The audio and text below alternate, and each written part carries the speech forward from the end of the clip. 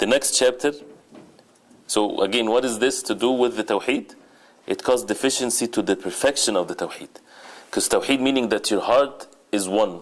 Your life is only for the sake of Allah subhanahu wa ta'ala. You're worshipping, you're turning to Allah subhanahu wa ta'ala alone. And as a result of that, you seek the pleasure of Allah subhanahu wa ta'ala alone in the hereafter. And anything that would undermine this, it would cause a deficiency to the perfection of the Tawheed. The next chapter, chapter 38, باب من أطاع العلماء والأمراء في تحريم ما أحل الله أو تحليل ما حرم الله فقد اتخذهم أربابا. The title is whoever obeys the scholars and the rulers, forbidding what Allah has made permissible and permitting what He has made forbidden, has certainly taken them as lords besides Allah. This is a chapter that means the title here, we're ordered to obey the ulama, the scholars and the rulers. This is the order from Allah subhanahu wa ta'ala in the Quran and in the Sunnah of the Prophet sallallahu alaihi wasallam. يا أيها الذين آمنوا أطيعوا الله وأطيعوا الرسول وأولي الأمر منكم.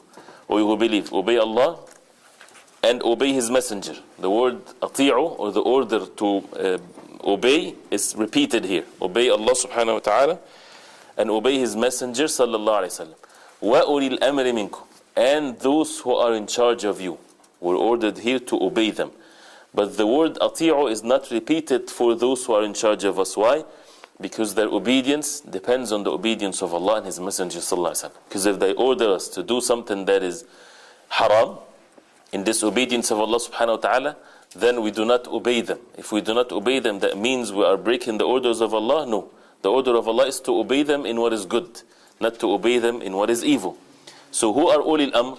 Ulil Amr that is mentioned in the verse are the ulama and the umara, the scholars and the leaders, the physical leaders of the Muslims. These two we are ordered to obey them in goodness.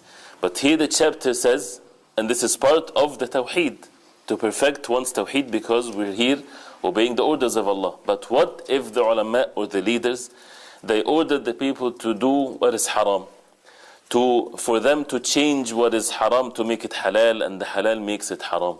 Should the people still obey them or not? Whoever obeys them in that case, he as if he is taking them as lords besides Allah subhanahu wa ta'ala. Why? Because he who has the right and the authority to make what is halal halal and to make what is haram haram? Allah subhanahu wa ta'ala alone and His messenger sallallahu alaihi wasallam, because he receives the revelation from Allah subhanahu wa ta'ala. Other than Allah and His messenger sallallahu alaihi wasallam has no authority whatsoever to make what is halal halal, what is haram haram. The ulama and so on, they're basically following the orders of Allah. They're showing the people what Allah subhanahu wa ta'ala wants from them.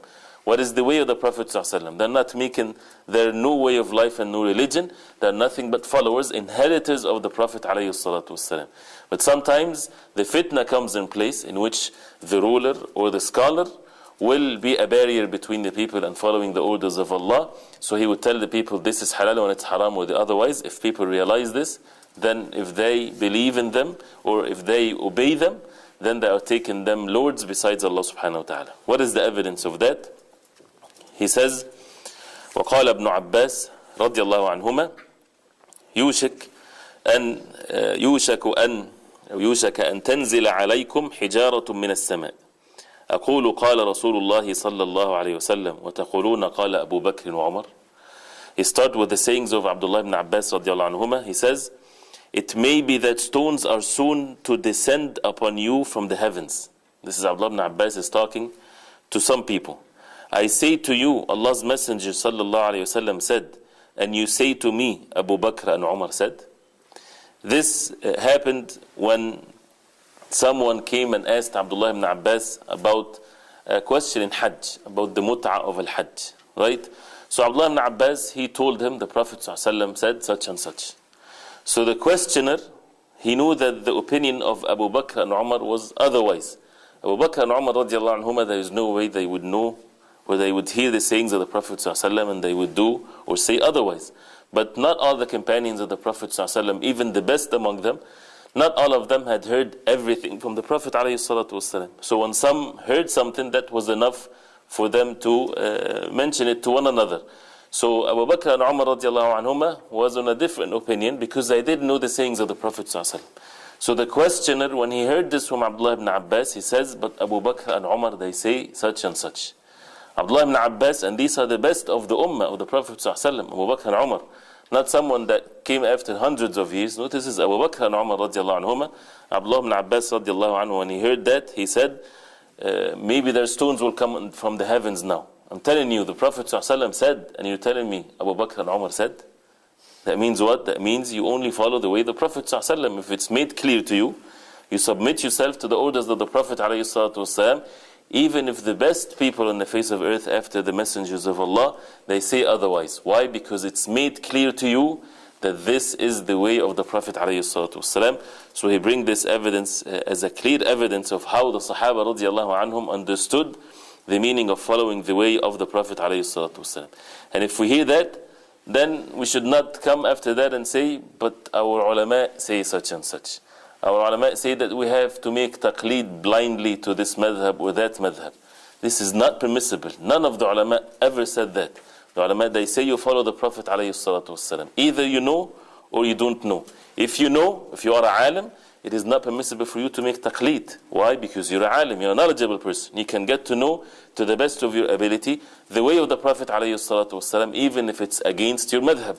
If you're not a alim, then in that case it is permissible for you to make the taqleed, to imitate a alim that you trust his knowledge and his religion. But when you're imitating him in your heart, this is to the best of your capacity and capability, that this is the way of the Prophet ﷺ, because you have no way other to know the way of the Prophet ﷺ except through the ulama. So you ask the alim that you know that he is not himself a muqallid. You understand? This is a very important point. The alim is not muqallid. The one that is making taqleed, he is not a alim. He should stay with the lay people and should be happy and satisfied, as we heard in the previous hadith. There's nothing wrong with to be among the lay people. He's muqallid, he's imitating other ulama. There's nothing wrong with that. But for a alim to be followed, for you to ask a muqallid, this is a problem. We ask the ulama. The ulama are not muqallideen. The alim can be from this madhab or that madhab, meaning he studied the fiqh based on the principles of this madhab, but it doesn't mean that he is following every single mas'ala and every single issue of the madhab. He's a alim. He has the ability to figure out according to the principles of his madhab, which is the Quran and then the Sunnah of the Prophet ﷺ, then the consensus, which is all the madhab agreed upon. If the hadith is authentic, if the matter is made clear to him that this is the way of the Prophet ﷺ, then there is no opinion of other, even if it's the opinion of Abu Bakr and Umar radiallahu anhu. And this is definitely an issue that needs to be dealt in more details, but this is enough for us to understand that whoever obeys other than Allah and His Messenger sallallahu alaihi wasallam in something that is clear to you, and we have to put so many lines under this, if it's clear to you that this is against the way of the Prophet ﷺ, then it's not permissible for a person to do that whatsoever. So we learn from this statement of Abdullah ibn Abbas that our unconditional following is the Prophet ﷺ, and we should be far away. If somebody tell you the Prophet ﷺ said such and such, beware of saying, but I am in the maslak or in the madhab of Imam al-Shafi'i. This is, as Ibn Abbas he said, stones maybe would come on top of your head, you deserve that. Because how can a person tell you, قال Rasulullah sallallahu alayhi wasallam, and you say, but my Imam such and such. You can say something else. You can say, maybe you don't understand the hadith. Maybe, right? Maybe the person that is telling you that he has no idea what he's talking about. Maybe, yes. But to say that clearly like that, even if I know that this is the way of the Prophet ﷺ, I won't follow it because I'm following this religion that is named this madhab or that madhab. Where is that in the Quran and the Sunnah of the Prophet ﷺ, where Allah subhanahu wa ta'ala ordered us to follow this madhab or that madhab? Lay person, he has no madhab. The lay person, his madhab is the madhab of the alim. He has a problem, he go ask the alim. The alim tell him the verdict, he act according to what the alim told him, and that's it. So the madhab is for the alim. The alim studied fiqh according to one madhab or the other, and when he studied it, he studied the principles of the madhab, and he gradually go from one state to the other till he reached the level where he's able to figure out the differences of opinions among the ulama, and he follow his principles and so on. And this have been the practice of the ulama of this ummah, and it's from their own statements. The four madhab, each one of them, he said, if the hadith is authentic, throw my opinion against the wall. Imam al-Shafi'i rahimahullah, when someone asked him a question, and he gave him the answer, and he said the Prophet ﷺ said such and such. So the man told him, and what do you think? The same problem. And what is your opinion? So Imam Shafi'i got angry at him, and he said, do you see me wearing a zunnar? You see me wearing a belt like the Christians wear? You see me like a priest or something? You see me in a church? I'm telling you the Prophet ﷺ said, and you're asking me what's your opinion? Right? So this is such a dangerous attitude if a person would fall into this. So that negates the deficiency or causes the deficiency in matters of Tawheed. The next thing here mentioned, وقال أحمد بن حنبل عجبت لقوم عرفوا الإسناد وصحته يذهبون إلى رأي سفيان والله تعالى يقول فليحذر الذين يخالفون عن أمره أن تصيبهم فتنة قال أتدري ما الفتنة؟ الفتنة الشرك لعله إذا رد بعض قوله أن يقع في قلبه شيء من الزيغ فيهلك. This is a statement that needs to be memorized. He said that Imam Ahmad ibn Hanbal rahimahullah, he said, I am astonished, amazed at a people who know the chain of transmission. This is the knowledge condition part here, right? They know the chain of narration of the hadith. They know that it's authentic and its authenticity. But nevertheless, follow the opinion of Sufyan. Sufyan al-Thawri, one of the ai*imma of this deen. Not a deviant, one of the ai*imma of this deen. One of the leaders of the ulama. He had a madhab. The madhab was not just four. He had a madhab in matters of fiqh. But usually the students of the imam, if they make the madhab victorious and they spread it, it stays. And if not, then it dies away. And that's why the four madhab, as we all know, these are the madhab that stayed among the people of Ahl Sunnah, and they're all four madhab. These four madhab, Imam Hanifa, Imam Malik, Imam Shafi'i, Imam Ahmad, are the madhab of the people of Ahl Sunnah. It's not madhab of the people of Bid'ah. No, this is the madhab of people of Ahl Sunnah. And these madhab stayed, it became the most famous ones. But before it was the opinions of Imam Sufyan al-Thawri and so on and so forth, right? But they understood how to follow these madhab. It is not a blind following. These are the ai*imma, and the goal is to follow the way of the Prophet ﷺ. So Imam Ahmad saying, he's amazed at people, those who would know the chain of narrations and they know the authenticity of the hadith, but nevertheless follow the opinion of Sufyan al-Thawri. While Allah the Most High says, فَلْيَحْذَرِ الَّذِينَ يُخَالِفُونَ عَنْ أَمْرِهِ, meaning, let those who oppose His commandments, meaning the commandments of the Prophet ﷺ and His orders and statements, beware lest some fitna befall them or a painful torment be inflicted on them. So the ayah says here, warning those who would go against the orders of the Prophet ﷺ that a fitna would afflict them. So what is the fitna? He said, Imam Ahmad said, do you know what the fitna is? Al-fitna is shirk. Opposing the order of the Prophet ﷺ would cause the people to fall into shirk. What is the relationship? He said, maybe the rejection of some of his words, the words of the Prophet ﷺ, would cause one to have doubt and deviation in his heart and thereby be destroyed. Then it can lead the person to fall into the shirk if he reject the sayings of the Prophet ﷺ and take the opinion of other than the Prophet ﷺ. So this is a clear understanding of how these ai*imma, and this is not just Imam Ahmad, but all the ai*imma were on that understanding of how to follow the way of the Prophet ﷺ. So whoever knows the dalil, has the knowledge of the evidences, right, and have the knowledge of how to use the evidence, right? Because we should not just throw accusations like this and we think that we all know. No. If a person has the knowledge of the evidence and have the knowledge of how to use the evidence, right? If he has this knowledge, that means he's a alim, right? In that case, it is not permissible for him. It's haram for him to have taqlid, right? Otherwise, he should make it clear to the people that he is muqallid. He is not a alim. He has no knowledge. He's not able to figure out the adillah and so on. So he's muqallid. He would tell the people, don't follow me. Follow the ulama, right? And it shows that it's permissible to make the taqlid, as the Shaykh says, for those who do not know the dalil. For those who do not know the evidence, not able to do that, and not knowledgeable people, in that case, they would ask. But they have to make ijtihad. They have to strive to ask the one that they trust his knowledge in religion. They don't ask a muqallid, right? They don't ask a person of a madhab that he follows every single bit of a madhab, regardless of the evidence. He is not to be asked, unless he's the only one on an island with you, and you need to worship Allah subhanahu wa ta'ala. What are you going to do? You ask him, right? But at times of ease like this, you ask the one that you trust his knowledge, that he is not a muqallid, he's a alim now, right? So we get to know who is the alim, and you trust his religion. He has religion, piety, he's applying what he knows and everything like that, not doing opposite to what he learns. So this concept has to be clear, and this is a clear concept that separates the Muslim from being on the truth, from being deviated. Right? So as we heard from the statement of the ulama.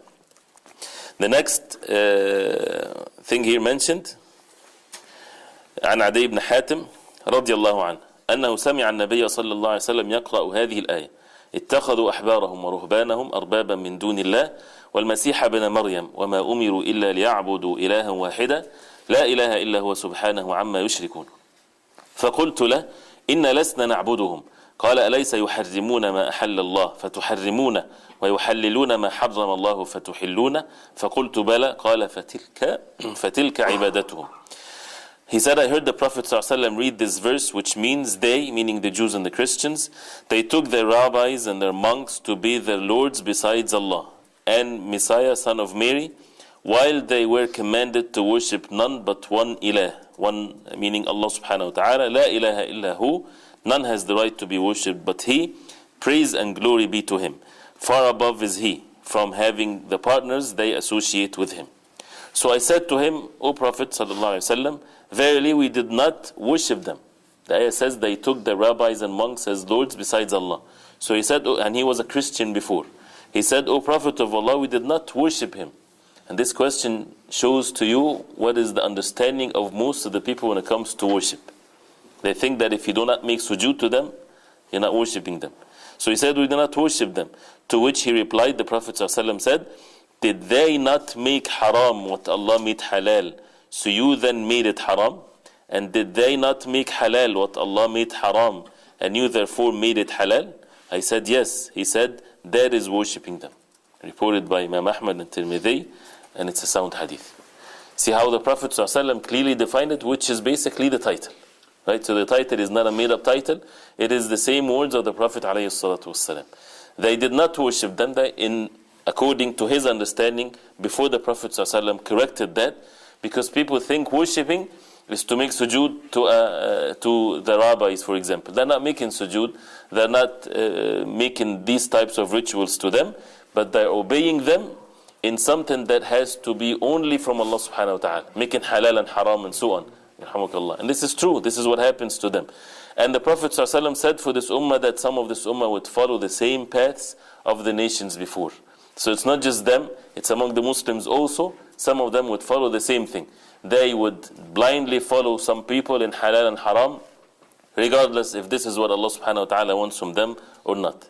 So this is definitely clear evidence of how this is a form of shirk. So we get to learn from this, that the obedience of the ulama, and other than the ulama, anybody obeying any of the creation of Allah subhanahu wa ta'ala in changing the orders of Allah, right?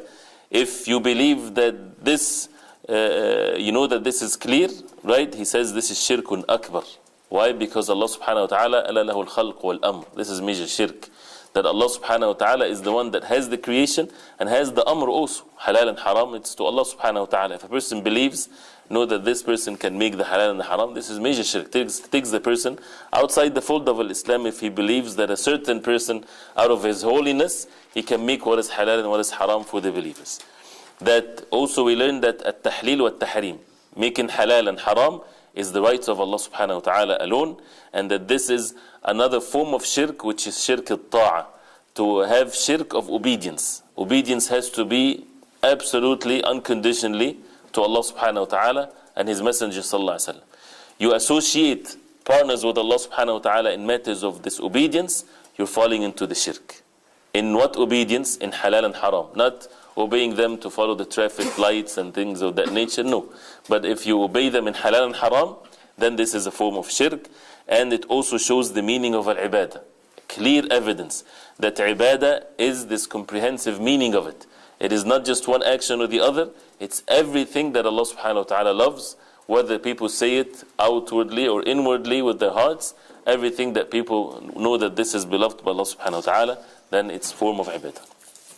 Also, when we heard this first narration here about Abu Bakr and Umar radiallahu anhuma, this is one of the easy ways to refute those who call people to blindly follow without getting to know the way of the Prophet alayhi salatu wasalam. Who is better, Imam Ahmad ibn Hanbal rahimahullah or Abu Bakr and Umar? Imam al-Shafi'i or Abu Bakr and Umar? Who?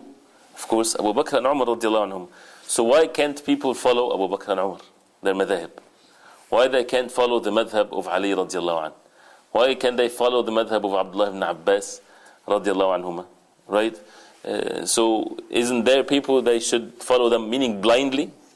Right? So it shows that it's not about the verdict of the masail, because you would find Abdullah ibn Abbas said that this is the right word or the right verdict. Abdullah ibn Umar would say this, right? The madhab is about the principles, mainly about the principles of these ulama. The principles were made by these four madhab, makes it easy for the person to study the fiqh, right? So this is where the madhab comes in place. So for example, if I want to study fiqh, I won't be able to study fiqh based on the madhab, for example, or the opinions of Umar radiallahu anhu, right? I would study the fiqh based on the madhab of these ulama, in which their goal was to follow the Prophet ﷺ and the companions radiallahu anhu. It's not a newly made ways of understanding the religion, just principles. What are these principles? Quran, Sunnah, consensus, and then they differed according if the evidence or the ruling or the matter has no evidence in the Quran or in the Sunnah of the Prophet ﷺ, there's no consensus, then they would deal with other principles to try to extract the ruling based on this. So it's just about being able to study and being able to find out the evidence from the Quran and the Sunnah of the Prophet ﷺ, and not to blindly follow every single verdict in any of the madhab. So this is briefly with regarding to the obedience of other when it comes to disobeying Allah subhanahu wa ta'ala.